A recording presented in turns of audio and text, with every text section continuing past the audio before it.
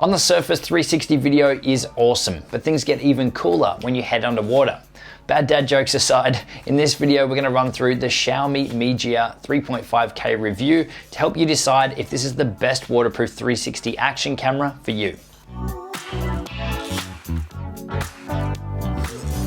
Hey, it's Justin Brown here from Primal Video. We release a ton of content to help you get better results with your videos faster. If you're new here, then make sure you click that big subscribe button, and all the links to everything we mention in this video you can find linked in the description box below. So let's jump into it. Now, I'm a big fan of 360 video and we've tested a heap of 360 cameras on this channel, but I've really been looking for something that could easily be used in the water. My main background with video production is with action sports and big wave surfing and sport videography, so I'm all for toys and gadgets to help capture that. Until recently, we couldn't find a great all-round waterproof 360 camera that ticked all the boxes and that wasn't way overpriced.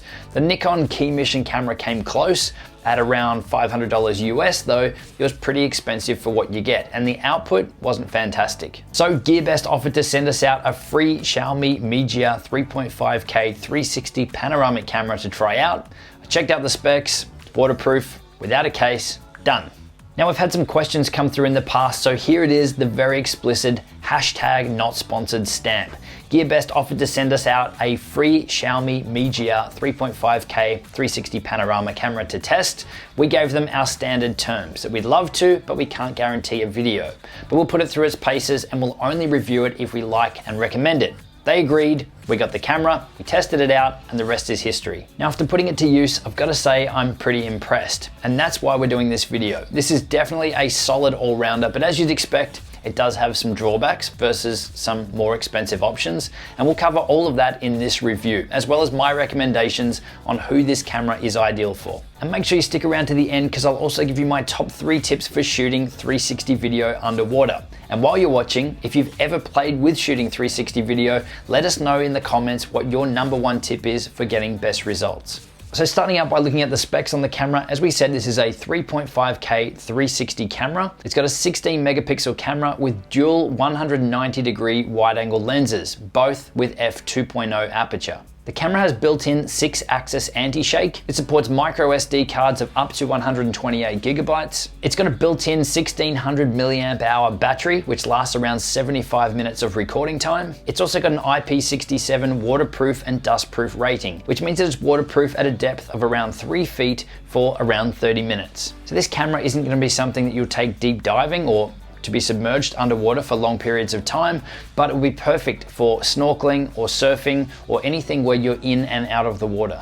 Now, the build quality on this thing is amazing, and it's something that definitely exceeded my expectations. The main body of the camera is metal with the front and the back sides plastic. On the bottom, you've got your standard tripod thread. On the top, you've got your record button, you've got the Wi-Fi on and off button, and you've got the power on and off button, which also doubles as the switch between still photos and video. On the side, you've got your micro SD slot for your storage, and you've got your micro USB cable for charging. In the box, you get the camera, obviously. You also get a little carrying pouch for the camera. It also comes with a USB cable and a mini tripod as well. Now, the design of this camera has been really thought out. It is incredibly light, it's thin, but it's really well built. It feels like a really solid camera in your hands. And the fact that it's got 2 190-degree lenses instead of just 2 180-degree lenses to make that 360 sphere means that you've got a bit of extra space there, a bit of extra footage to give you a more accurate join between those 2 camera angles,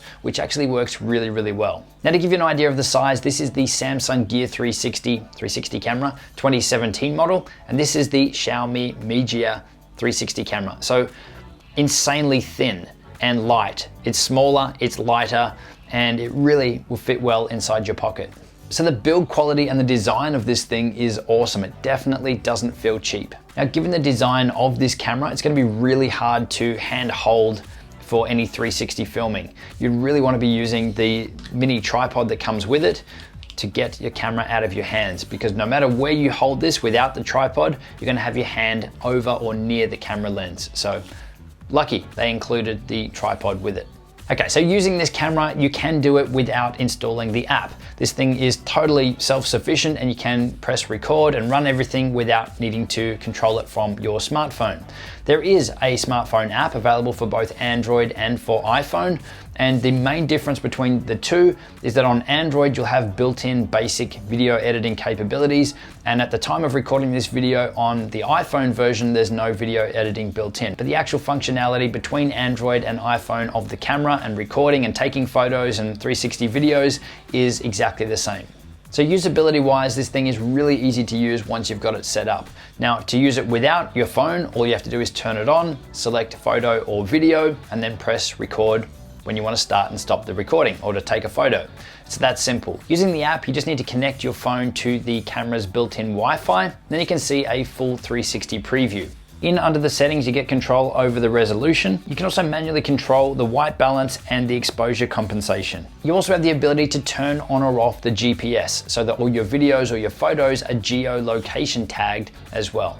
Capturing photos or videos with the app is just the same, selecting either photo mode or video mode and pressing the record or the shutter button and you're done. So now onto picture quality or video quality. How good are the videos that you can create with this camera? Well, I was totally blown away. I was expecting okay to mediocre, but the quality of the videos on this are almost exactly the same as the quality that you would find on the latest Samsung Gear 360 camera, which is amazing. I'm a big fan of the Samsung 360 cameras, so the Samsung's probably a little bit higher quality, but the quality on this at 3.5K, it's amazing. It is really, really good. So there's a heap of cheaper 360 cameras that say that they are 3.5K or 4K recording, but the quality is absolute rubbish. It almost looks like it's 1080p upscaled to 3 or 4K, whereas this is true 3.5K. The quality that you're able to record in this camera, both on land and underwater, is unbelievable. It is amazing. In all our testing, we had no issues with fogging up, which is a common thing with any cameras if you're going to be using them in or around the water, that you can sometimes get fogging up on the camera lenses.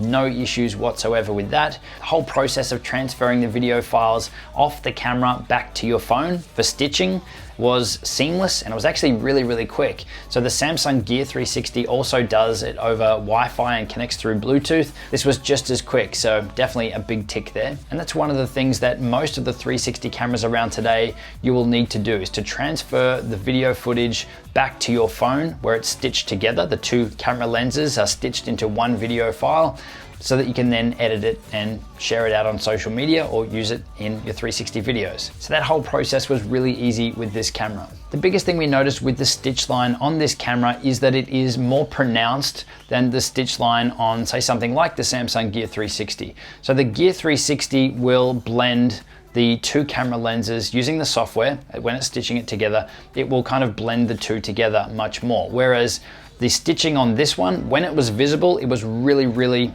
pronounced. It was definitely there. There was really no blending between one camera lens and the other. There was almost like a really hard cut line. So it's something to be aware of, and it will come down to where you are using this camera.